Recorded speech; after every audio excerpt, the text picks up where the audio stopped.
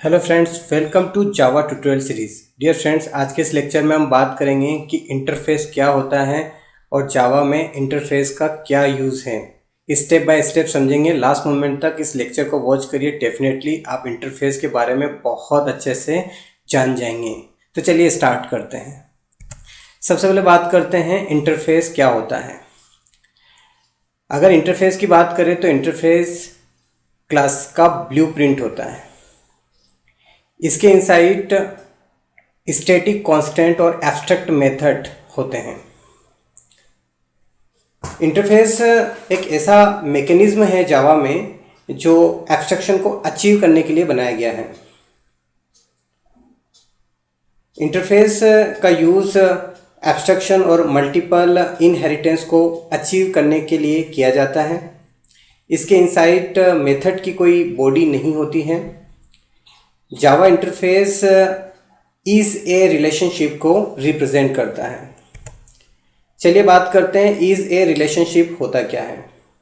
Is a relationship का मतलब होता है कि दो या दो से अधिक क्लासेस के बीच में डिफरेंट रिलेशन होना।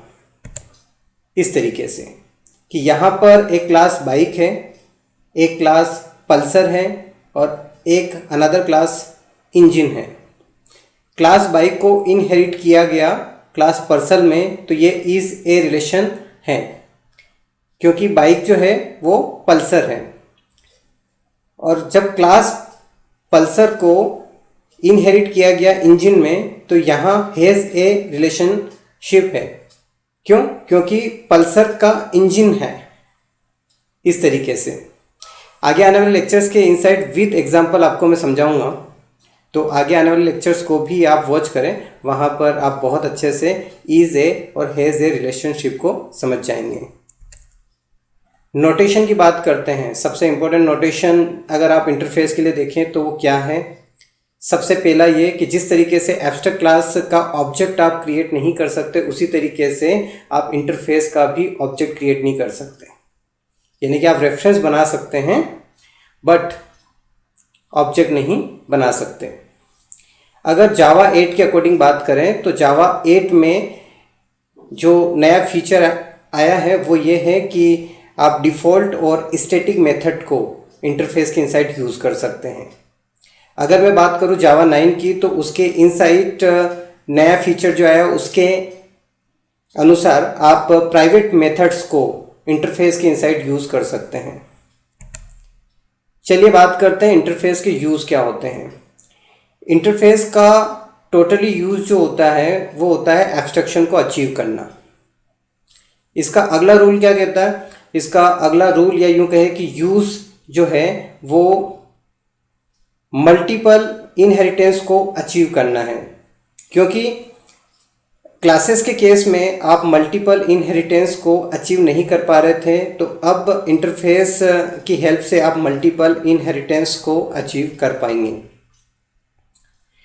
इसका यूज़ आप लूज कपलिंग में भी करते हैं। अब ये लूज कपलिंग क्या होता है? लूज कपलिंग की बात करते हैं। जावा में लूज कपलिंग का मतलब होता है कि क्लासेस का एक दूसरे के साथ इंडिपेंडेंट होना। इसका भी लाइव एग्जांपल मैं आपको आने वाले लेक्चर्स के इनसाइट समझाऊंगा, तो उनको आप वॉच करें। डेफिनेटली वहाँ पर आपको ये बेटर तरीके से समझ में आएगा।